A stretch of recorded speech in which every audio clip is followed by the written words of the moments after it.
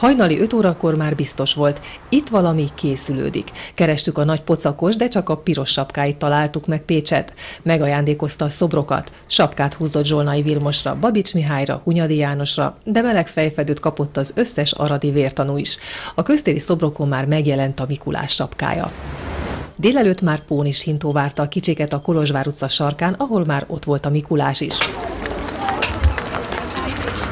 Olyan volt, mintha Meseországban repítene minket. Hát nagyon jó érzés volt, hiszen nem is szánkó volt, de azért nagyon jó volt. Némi verselés járt cserébe a kocsikázásért.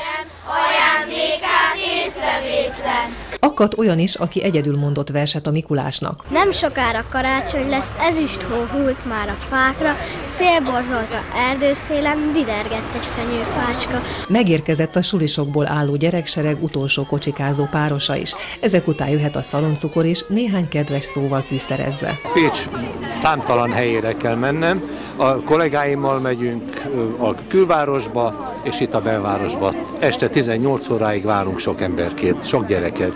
Hány kiló szaloncukrot oszt szét, nem tudja véletlenül? Körülbelül olyan 50-60 kiló lesz az, amit gyerekek meg fognak kapni. És a felnőttek is, akik jók voltak. A Mikulás az adventi vásárban is várta a kicsiket és a nagyobbakat is. A szaloncukor itt is megjárt. Mikulásos vásár.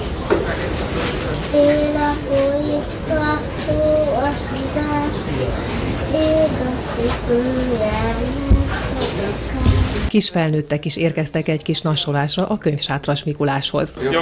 Idén nagyon jók voltunk. Ők már valóban nem kicsik, de valami oka mégis van annak, hogy rászánták magukat erre a kis játékos megmozdulásra. Jó esik az embereknek, hogy kapnak valami kis apróságot.